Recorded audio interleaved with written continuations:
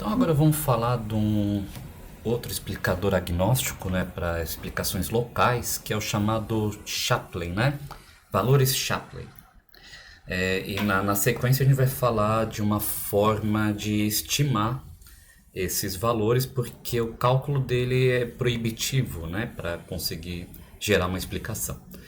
Então vamos lá, o que são os valores Shapley? Eles são um cálculo de importância de variáveis, né, num modelo caixa preta, que é baseado no conceito de teoria dos jogos, né? Então, na teoria dos jogos tem esse conceito chamado Shapley Values, que ele fala o seguinte: olha, dado um jogo cooperativo, ou seja, com todos os agentes cooperando para maximizar o seu ganho, né? Então imagine assim,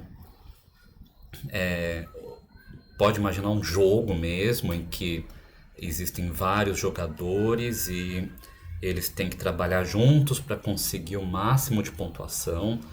Pode colocar também como exemplo uma empresa, né, em que todos os funcionários que trabalham na empresa eles trabalham para maximizar o lucro e ter um retorno maior, né?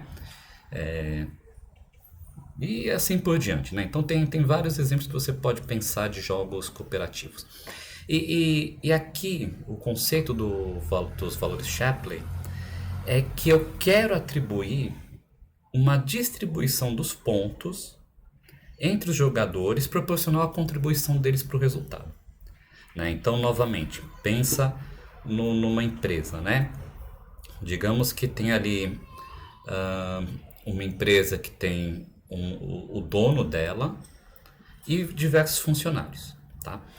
E digamos que o dono dessa empresa ele quer pegar o lucro obtido durante o mês, sei lá, e distribuir entre todos, mas de uma forma justa, né? De uma forma justa, de tal forma que aquele funcionário que contribuiu mais para gerar o resultado tem o maior retorno, tem o maior ganho ali, né, na distribuição. Então, o conceito do Shapley é para tentar descobrir qual é a proporção que tem que ser dada para cada um dos jogadores de acordo com sua contribuição, né? E como que eu consigo calcular esse valor, né? Porque a princípio pode parecer simples, né? Que você, bom, hoje eu vi aqui que o fulano ele codificou 10 mil linhas de códigos e o outro aqui escreveu 5 mil linhas. Então eu vou dar duas vezes mais para um do que para outro, né?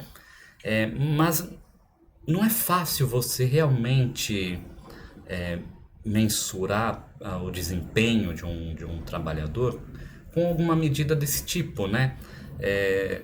Ou seja, não existe muitas opções de medidas objetivas que a gente consegue recuperar um valor para fazer a distribuição, né? O exemplo da linha de código, o cara pode ter escrito 10 mil, 5 mil, 100 mil linhas de código, mas que não servem para nada, né? Ou apenas parte delas realmente tem algum valor para a empresa. Então, geralmente, na prática, não é fácil você estabelecer um valor e criar um critério para mensurar esse valor, né? Então, nisso vem o conceito dos valores Shapley, né? Pensando num modelo simplificado de negócio, tá? E assumindo que cada trabalhador gera um valor individual P, ou seja, todos os trabalhadores geram o mesmo valor, seguindo a teoria de Shapley, cada trabalhador vai receber P sobre 2 do resultado, enquanto o dono vai receber M vezes P sobre 2. M sendo o número de trabalhadores, né? Por que isso? Porque quando você aplica o conceito de Shapley, que a gente vai ver em seguida, ele vai falar o seguinte: olha, eu tenho um jogo cooperativo, né, com N jogadores, E eu vou gerar diferentes coalizões. O que é uma coalizão? É quando é um grupo de jogadores, um subconjunto dos jogadores que vão trabalhar junto para chegar no resultado, no melhor resultado. Então eu pego primeiro somente o dono da empresa, boto ele para trabalhar sozinho, vejo o quanto que ele consegue de resultado. Aí depois eu pego um dos trabalhadores, boto para trabalhar sozinho e repito isso para cada um. Depois eu faço, vou pegar agora o dono e mais um. Vou pegar 2 trabalhadores, vou pegar 3 trabalhadores, vou pegar 4, vou pegar 5, até que eu pegue todo mundo e coloque no mesmo grupo e monte trabalhar sozinho, ou trabalhar em equipe, né? Ou seja, depois que eu testo as diferentes combinações, eu vou conseguir ter uma estimativa do quanto que eu realmente ganho quando eu coloco um certo trabalhador na minha coalizão, no meu grupo de trabalho. Né? Porque veja qual que é a ideia aqui. Embora eu fale cada trabalhador gera um valor individual de P, o valor combinado deles não necessariamente vai ser a soma. Tá? Então eu posso ter a mesma contribuição que vocês em alguma tarefa, só que quando combina eu com mais alguém, a gente pode ter algo que é mais do que a soma de nossas contribuições ou menos. Então, a combinação de indivíduos gera um efeito não linear no valor resultante. E é isso que os valores Shapley querem mensurar, né? Então, quanto uma variável contribui para uma predição, né? É isso que a gente quer saber aqui na nossa explicação de um modelo. Então, dado que eu tenho lá m variáveis, e dado que eu tenho uma predição, então peguei um imóvel qualquer e a predição foi de 300 mil. O quanto cada variável contribuiu para chegar nesses 300 mil? Isso que eu quero determinar usando os valores Shapley. Né? Então, vamos fazer um exemplo ilustrativo. Eu treinei meu modelo de predição e aí ele avaliou o seu imóvel em 300 mil. Tá? E aqui estão as características do seu imóvel. Ele tem uma localização próxima de um parque, tem 50 metros quadrados, está no segundo andar e não permite animais de estimação. Tá? E eu sei que o valor médio dos imóveis, de toda a base de dados que eu tenho, é de 310 mil. Né? E aí a pergunta que eu quero fazer aqui para determinar o valor Shapley é quanto que cada um desses atributos contribuiu para causar esse desvio na média. Né? Então, será que o fato de não permitir os animais de estimação aumentou o preço ou fez uma tendência para reduzir o preço e os outros compensaram? Né? Então, o que causou esses 10 mil a mais? Claro que não é um dos fatores, apenas um deles que vai causar os 10 mil, mas uma combinação deles. Mas quanto que cada um contribuiu para chegar nos 10 mil? É isso que eu quero medir. Né? Então, a ideia aqui do valor Shapley é que eu vou tentar estimar essa contribuição para chegar nessa diferença. Por exemplo, digamos que eu tenho o seguinte, olha, você tem um parque próximo, aumenta 30 mil no seu valor do imóvel. Você tem uma área de 50 metros quadrados, aumenta 10 mil em relação à média. Né? Então veja que tudo isso é em relação ao valor do imóvel médio. Tá? Então a diferença sempre está em relação ao imóvel médio. E isso é importante porque quando você for explicar, você tem que ter isso em mente que o que eu estou observando nas diferenças é em relação aos atributos médios, né? Os valores médios dos atributos. Então, qual que é a média de ter um parque próximo? Bom, vamos pensar o seguinte. Poucos apartamentos realmente estão próximos de parque, né? Parque próximo é um atributo que é binário, 0 ou 1. A grande maioria está em 0 e a minoria está em 1. Então a média disso aí vai estar próximo de 0, vamos dizer 0,1. Né? Então, em relação à média, né, ou seja, esse desvio de 0,1 para 1 Estou assumindo 0,1 aqui, só para ilustrar. Eu vou ter um acréscimo de 30 mil no parque. Né? E a gente vai ver o porquê disso quando a gente for aplicar os valores Shapley na regressão linear. E a mesma coisa aqui, né? Então, ter 50 metros quadrados você aumenta em 10 mil. Tá no segundo andar você não acrescenta nada. Então, é possível que o segundo andar é a média dos apartamentos. E não permitir gatos desconta 50 mil, né? Então, no final das contas, você tem... aqui, na verdade, diminuiu 10... Ah, não, tá certo. Diminuiu 10 mil. Eu tô falando em acrescentar 10 mil, mas o valor médio é 310 mil e o predito é 300 mil. Eu tive 10 mil de decréscimo em relação à média, né? Então, no final aqui, se eu tiver um exemplo, né, de possíveis valores Shapley para essas variáveis, se eu tiver isso aqui, eu explico o porquê desses menos 10 mil, né? Então, eu posso simplificar a explicação, falar assim, olha, você não permitir gatos descontou bastante e só compensou porque você mora perto de um parque, né? E a partir daqui eu posso fazer algumas melhorias para aumentar o preço do meu imóvel, né? Então eu falo, bom, isso aqui tá ok, não tenho que fazer nada. Eu posso mudar a área do meu apartamento? Não posso expandir. Posso mudar o andar dele? Também não posso, né? Mas eu posso mudar isso aqui. E se eu mudar isso daqui, eu vou ganhar mais 50 mil, né? Ou deixar de perder 50 mil. É o que me parece razoável. Então, veja que a ideia da teoria dos jogos aqui é tentar estudar todas as possíveis alianças, né, ou coalizões. Vocês, quando lerem os artigos originais de Shapley, vão ver muito esse termo coalition, que é alianças, né? Então ele tenta verificar todas as possíveis alianças entre os diferentes jogadores. No nosso caso, então, uma aliança significa o seguinte, olha, um subconjunto das variáveis que se juntaram para determinar o valor de uma predição. Tá? Então seria, por exemplo, vamos juntar Park Nearby e áreas 50 para tentar explicar essa predição. Será que elas chegam nessa predição? Né? E eu faço isso para todos os subconjuntos possíveis. Então, o valor Shapley de uma variável ele é calculado como a contribuição marginal média. Né? Lembra a nossa contribuição marginal?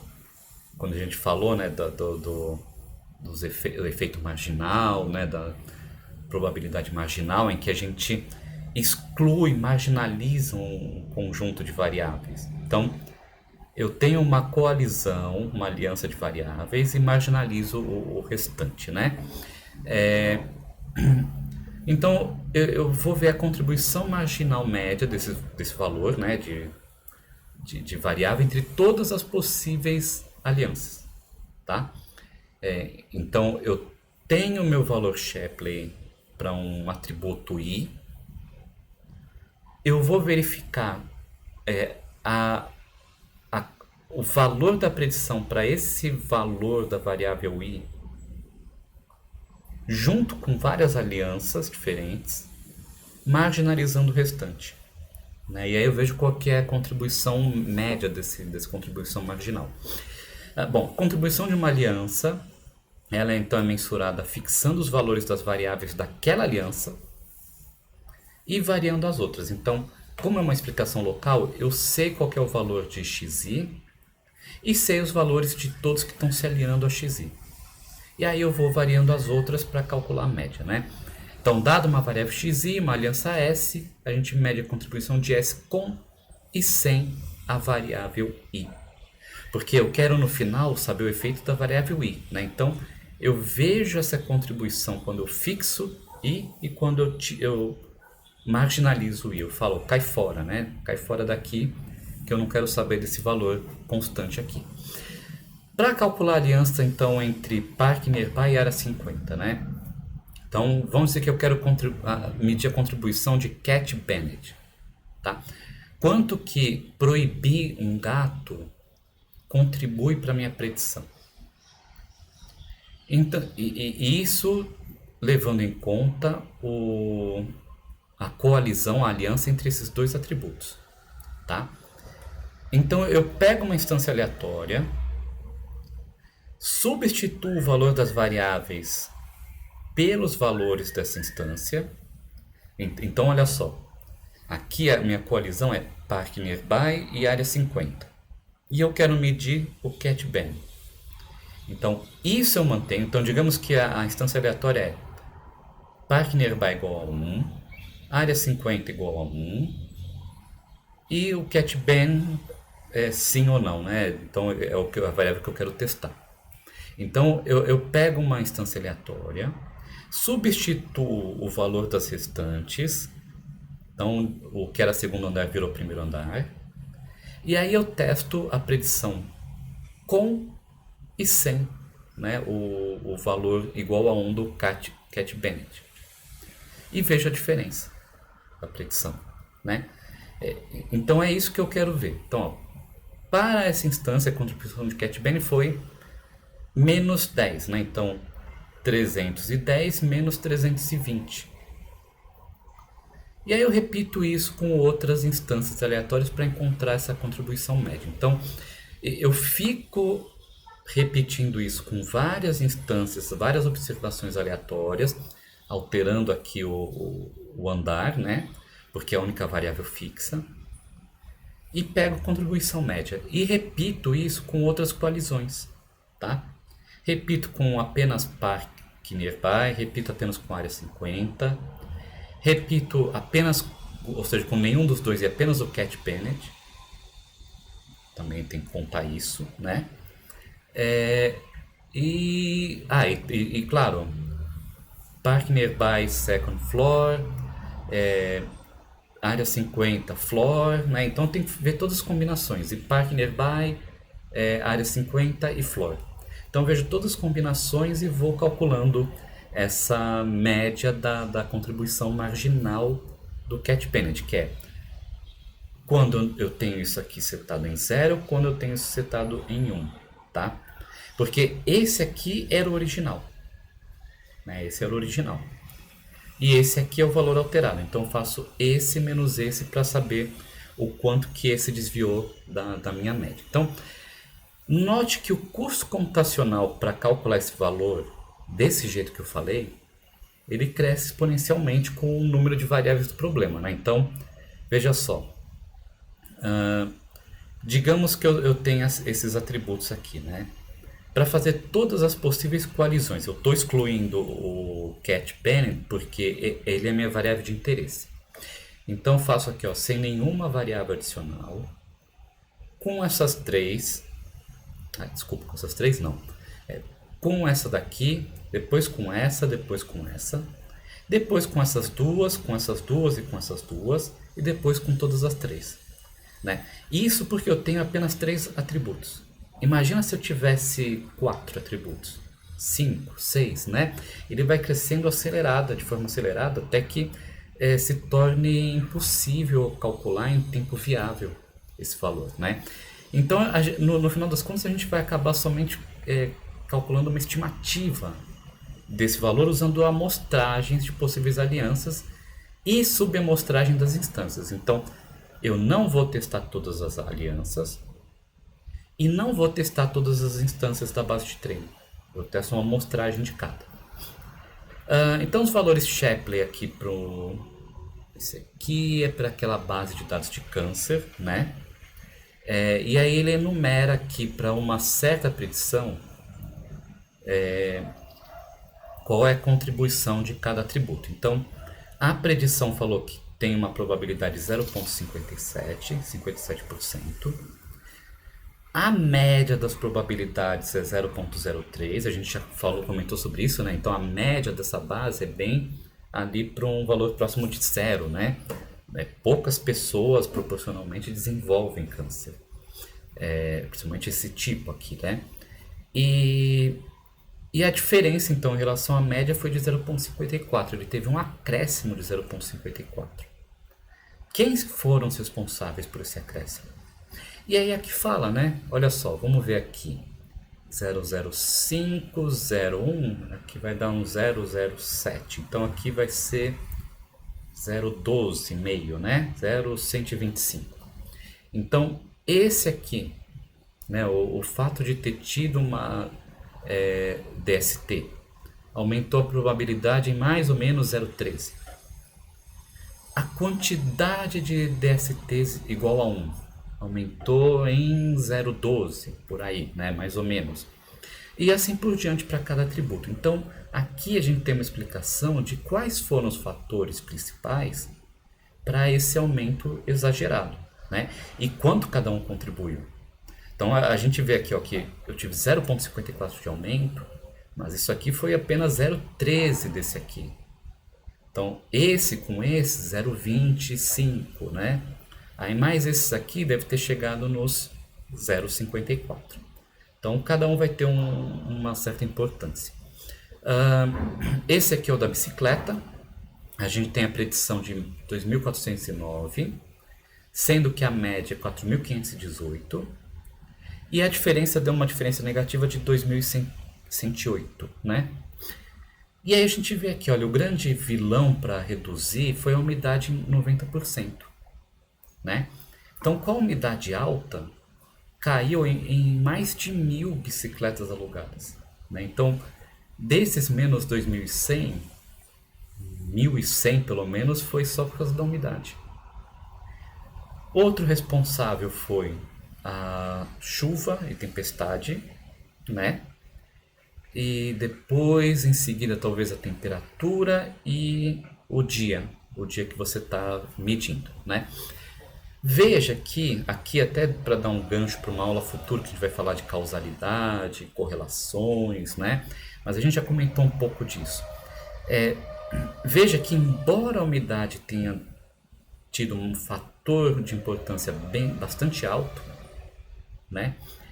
Ela está muito correlacionada aqui com o tempo de temporal ou chuva, né? Então, se está chovendo, a umidade aumentou, né? Então, essas duas variáveis andaram juntas. E por andarem juntas, pode ser que a importância dada para esse atributo não seja real. Tem alguma coisa que deveria ser distribuído para cá também, né? Então, os valores Shapley também têm problema de não modelar a dependência das variáveis.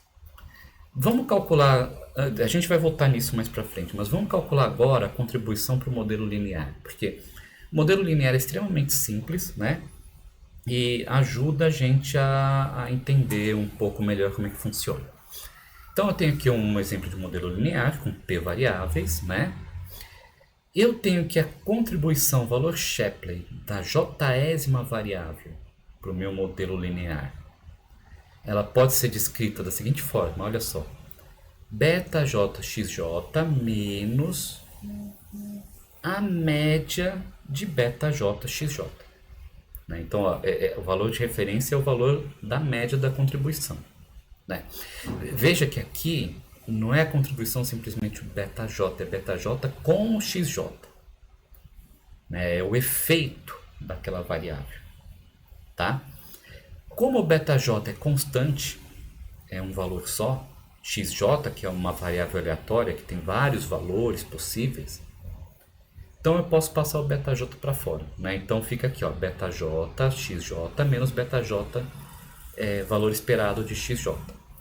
Que no final eu posso colocar o beta j em evidência, né? Então fica o beta j vezes a diferença do valor atual da variável j com a média dele, né? Então fica mais ou menos isso daqui. Olha só. Não, aqui não passou em evidência, mas tudo bem, né? Aqui agora, então só para fechar aqui, então aqui eu poderia colocar o beta j e simplesmente a contribuição de um modelo linear é o coeficiente da variável vezes a diferença do valor atual de xj para o nosso valor de referência, que é a média do valor. Gravem isso, porque isso vai ser importante para um próximo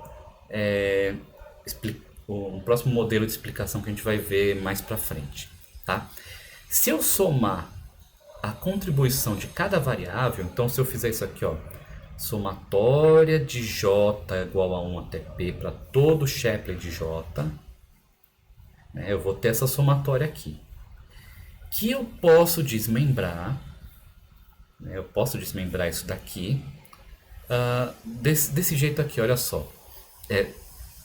Eu faço a somatória para essa parte e faço a somatória para essa parte aqui. Então, somatória de BJXJ, tá? Menos somatória de EBJXJ. E aí eu coloco aqui, só para transformar eles no modelo linear, né? Então, eu coloco o nosso beta zero aqui. Tá? Não é que precise fazer isso aqui, mas é que com isso a gente vai chegar numa relação importante, né? Então, eu colocando o beta j aqui, subtraindo o beta j aqui, o efeito aqui é o mesmo. Então eu tenho esse mesmo valor aqui, né? Só que beta zero mais somatória de j igual a 1 até p bjxj é o nosso próprio modelo F-chapéu, né? Então isso aqui vira F-chapéu. Isso aqui, o que isso aqui vira? Né? Isso aqui vira a média das predições. Lembrando, o beta j vai sair daqui porque é constante, né? Beta j vezes a média, vai gerar a média das predições. Então, no final das contas, para o modelo linear, o que a gente tem é que a soma das contribuições vai resultar na minha predição menos a média das predições. O que isso quer dizer? Quer dizer que o nosso valor de referência é a média das predições, ou seja, a contribuição aqui é mensurada em relação a quanto de desvio da média que eu estou tendo. E isso é um contraste em relação ao modelo linear, né? O modelo linear, quando a gente foi explicar, veja só, era só essa parte aqui, não tinha essa parte daqui.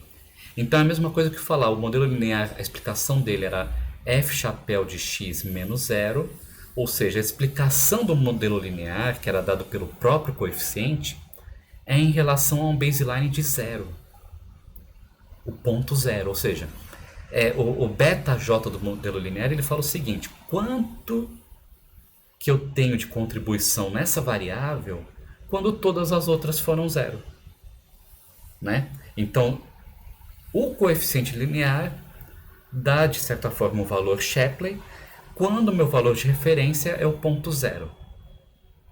O valor Shapley que a gente está calculando aqui usa como valor de referência a média das predições, tá? Então é isso. Então veja que aqui com o modelo linear é simples calcular o nosso valor Shapley, mas como que eu faço o mesmo para outros modelos, né? Eu uso essa formuleta aqui, né? Não é muito agradável de olhar, mas ela é mais simples do que parece. Então aqui é o valor Shapley do atributo J para um certo valor, que é a minha predição, né? E aí eu vou fazer o seguinte: somatória para todo subconjunto S dos meus atributos, exceto J. Então lembra, se eu estou medindo sobre a variável Cat Bennett, né? Eu vou fazer as coalizões, vou pegar os subconjuntos das variáveis metros quadrados, andar e perto de parque. Então eu faço todos os subconjuntos desse. Então exceto a minha variável j de interesse. Então pego todos os subconjuntos, ou seja, todas as alianças que eu quero. Então para cada aliança S eu vou somar isso daqui, né? Isso daqui então é quantos elementos tem nessa aliança, fatorial desse valor, vezes P menos quantas alianças tem nesse S menos 1 fatorial, sobre P fatorial, né? Isso é uma ponderação para isso daqui, que é o valor da minha predição quando... Veja que esse valor na verdade não é da predição, né? Mas o valor dessa coalizão quando eu tenho essa minha aliança S junto da variável de interesse subtraído pelo valor da coalizão somente com S, né? Então, olha, qual é o valor da aliança com J? Qual é o valor da aliança sem J? E eu somo isso, né? Isso aqui eu estou ponderando, né, de acordo com quantos membros tem na nossa aliança, tá? Vamos parar um pouquinho para pensar. Quanto maior S, veja que o maior S possível é todo conjunto, né? Todo conjunto tem um tamanho P-1, por isso que esse -1 aqui. Todo conjunto tem tamanho P-1.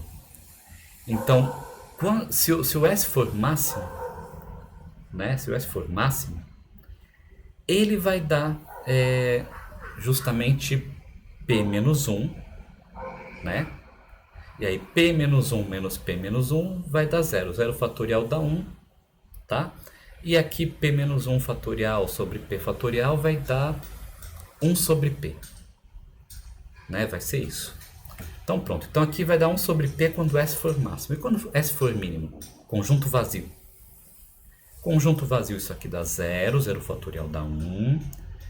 P-1, então vai dar a mesma coisa. 1 sobre P, né? P-1 fatorial sobre P fatorial, 1 sobre P. Tá? Então, isso aqui seria o valor dividido pelo P. Quando S é máximo, quando S é mínimo. Agora, quando S está ali, sei lá, na metade. Vamos ver na metade. Então, S é igual a P sobre 2. Então, eu tenho aqui P sobre 2 fatorial. P menos P sobre 2, que vai dar P sobre 2 menos 1 fatorial, né? Eu posso até facilitar fazendo P sobre 2 menos 1 fatorial, eu acho. Espera aí que eu acho que eu tenho a conta aqui, fica mais fácil. Acho que fica mais fácil a gente colocar valores concretos aqui. Então, lembrando o nosso caso que a gente tem 4 variáveis, né? Então, se eu tiver uma coalizão com 0, então, peraí, 4 variáveis, na verdade uma delas é a variável de interesse, o J, né? Então eu tenho um máximo de 3, né, variáveis. Então, P é igual a 4, P menos 1 é 3. Então, digamos que S tem as 3 variáveis restantes. Então, é 3 fatorial vezes...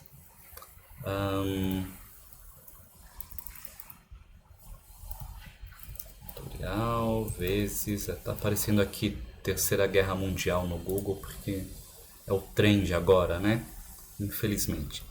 Então vamos lá, 3 fatorial, 3 menos 3 vai dar 0 fatorial, dividido por 4 fatorial. É isso, né? Então pronto, então vai dar 0,25. Quando esse aqui é 0, esse aqui que vira 3, né? E vai dar também 0,25. Agora, quando esse aqui for 2, esse aqui é 4 menos 2 menos 1, que vai dar 1. 0,08, né? Então veja que o valor é máximo quando a gente tem coalizões muito pequenas, de uma variável, de 0 variáveis, ou coalizões muito grandes. Conforme a gente tem uma coalizão média, ele dá uma ponderação menor aqui, tá? Então vamos seguir em frente aqui. Então olha só, o valor, né, no final isso aqui dá para ser transformado nisso aqui, né?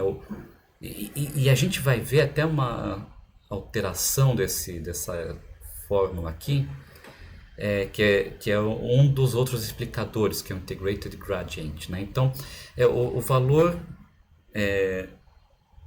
que eu estou calculando aqui, né, da importância com e sem o nosso atributo, né, ele é dado por val x s, tá? Então, valor naquele ponto x com essa coalizão S, que pode ter o J, pode não ter, é a integral de f chapéu, né, que é o nosso modelo, de x1 até xp, tá? Ponderando pela probabilidade de todo x que não pertence ao S né? Ou seja, aqui eu estou marginalizando tudo que não pertence ao S. Tudo que pertence ao S vai ter um valor fixo aqui, que é o valor da nossa instância que a gente está vendo. Tudo que não pertence a S vai ter um valor variável, né, que vai variar de acordo com o domínio dela, e ser ponderado pela probabilidade, né? A gente já viu isso ali no PDP, no Partial Dependence Plot, né?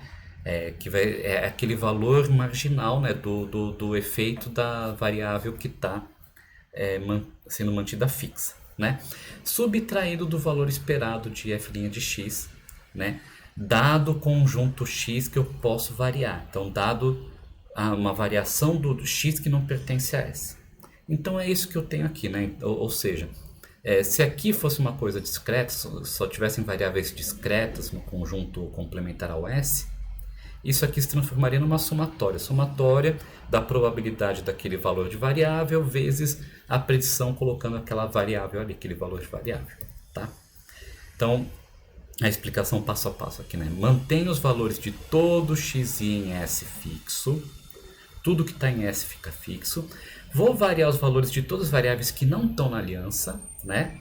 E a integral é em relação a essa distribuição, que vai ponderar essa distribuição dos valores de predição, tá? E aqui é o valor esperado da predição. Então, diferença do valor esperado da predição ao fixar x dentro da aliança e variar o resto com o valor esperado da nossa predição, tá? É isso que vai ser o val de x. Os valores Shapley ele tem algumas propriedades interessantes, né? Então, o primeiro é chamado de eficiência, que ele fala a soma das contribuições sempre vai ser a diferença da predição com a predição média, né? Por conta disso aqui. Isso aqui que vai fazer com que a gente tenha essa propriedade, né? Isso é importante porque significa que os valores Shapley eles estão de certa forma separando a nossa função de predição entre componentes individualizados para cada atributo, né? Então a soma dos efeitos do efeito Shapley, dos valores Shapley de cada variável é um preditor, o valor da predição, né? Subtraído da média. Então, ou seja, eu consigo recuperar o valor da predição usando apenas os valores Shapley e tendo o valor médio de predição. Ele também tem a simetria, que fala o seguinte, ó, se duas variáveis contribuem igualmente em todas as alianças, o valor delas tem que ser o mesmo. E isso é algo relacionado com o problema dele com variáveis que interagem, né? Ele vai distribuir isso daqui, só que ele não captura essa interação. Neutralidade, então, se uma variável não contribui na predição, o valor vai ser zero. E aditividade. Então, para jogos que têm contribuições combinadas, a gente pode somar os valores Shapley, né? Se eu tenho dois jogos separados, eu somo e pronto. Isso pode ser útil mais na frente, quando a gente falar de alguma forma de estimar.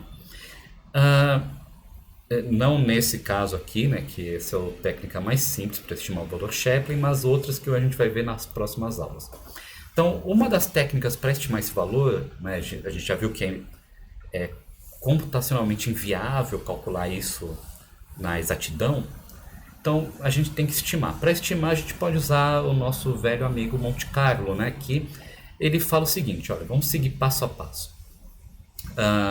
Dado um número de iterações que eu quero repetir o procedimento, a instância x de interesse com todos os valores que eu posso fixar, o atributo que eu quero medir o valor, né, a matriz de treino e o meu modelo de predição, tá? Então eu repito m vezes. Pego uma instância z aleatoriamente da matriz de treino. Pego uma permutação aleatória O dos valores dos atributos. Ordeno a instância x, tá? De acordo com essa permutação. Ordeno a instância z de acordo com a permutação. Construo duas novas instâncias, tá? Então, olha só. Então, com j, x mais j, x menos j, né? Então, eu faço aqui x1, x2, x3, xj menos 1, xj e todo o resto pegando do z. x1, xj menos 1, ZJ, ZJ mais um, etc. Tá? Recupero. Então veja que isso aqui, ó, me gerou dois vetores, x mais j, x menos j. Recupero a ordem dos valores pela permutação, tá? E aí eu aplico a contribuição marginal. Então eu faço predição de x mais j menos a predição de x menos j. O que eu estou fazendo aqui? Por que essa permutação aleatória? Por que ela está calculando o valor de Shapley? Porque quando eu faço uma permutação aleatória, tá? Eu estou falando o seguinte, olha, reordenei todos os meus valores da minha variável x aqui, do meu vetor x. O xj não está mais na posição j, está numa posição qualquer, né?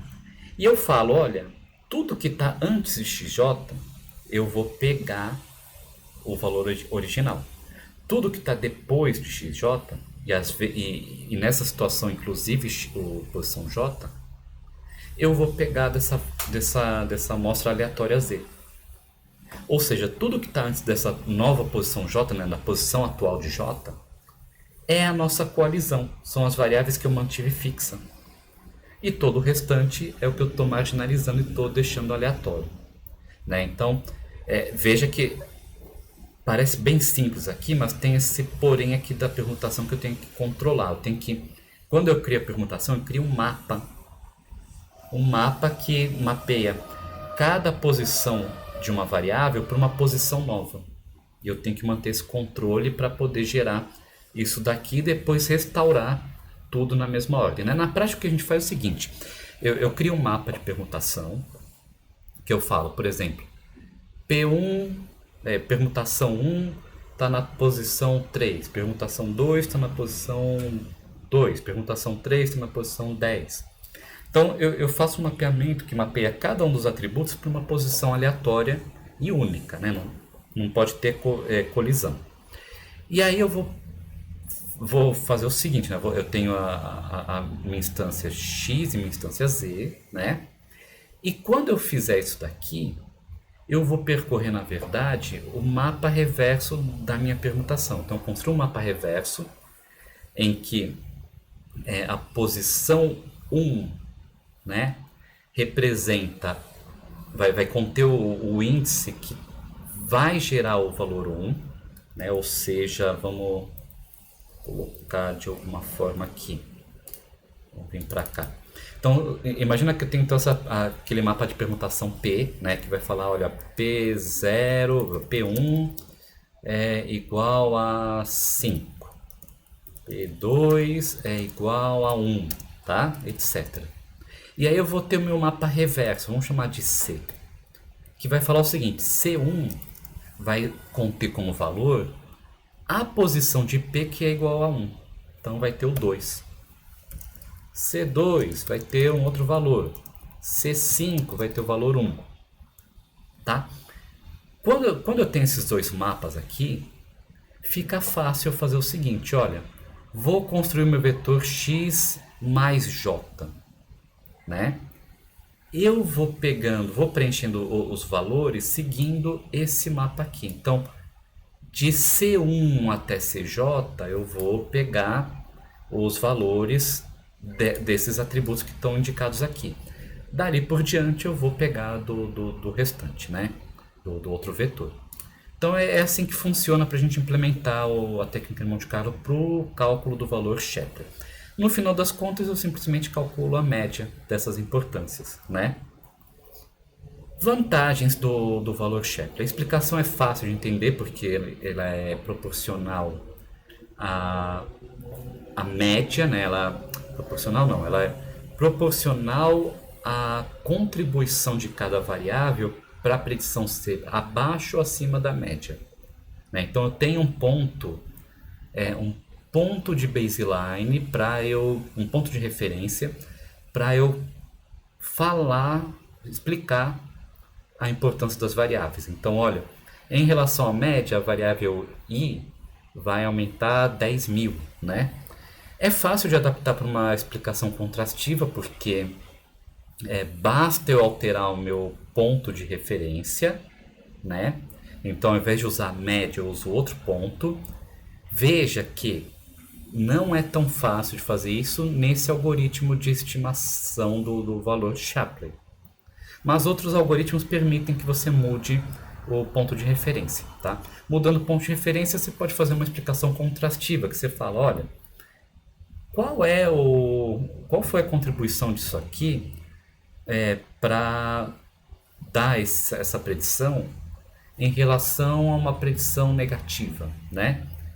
Sei lá, olha, minha predição deu 0,7 de chance de desenvolver o câncer. Mas qual foi a contribuição para eles ficarem acima de um 0,1, por exemplo, ou 0,2, algo de interesse, né? Outra vantagem é que tem uma fundamentação teórica muito bem estudada, é bem antigo esse conceito de valor Shapley, muito usado em teoria dos jogos, em economia. Desvantagens, custo computacional bem elevado para você ter o valor exato, né? A estimativa precisa de uma amostragem grande, né? Você não pode, aquele algoritmo de Monte Carlo, você não pode deixar o valor de M muito pequeno, porque não vai dar um valor uma boa aproximação do valor certo. E por precisar de uma amostragem grande, o custo continua elevado, né? Não é tão, para uma base de dados com alta dimensionalidade, o custo computacional continua sendo exageradamente maior do que outras técnicas.